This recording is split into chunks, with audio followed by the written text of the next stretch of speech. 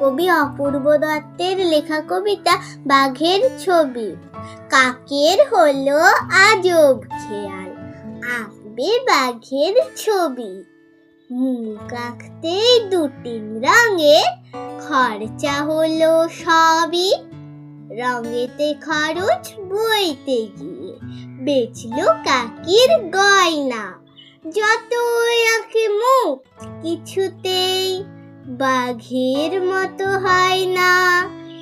এই মানে হয় কাঠ বেড়ালি, এই মানে হয় হায়না।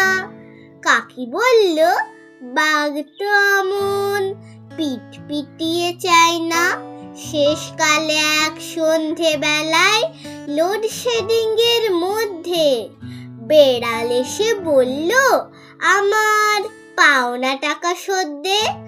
উনুন খোঁচা বাগিয়ে কাকি যেই বলেছে ভাগ, ঝট করে কাক ফেললো একে হাঁ করা এক বাঘ।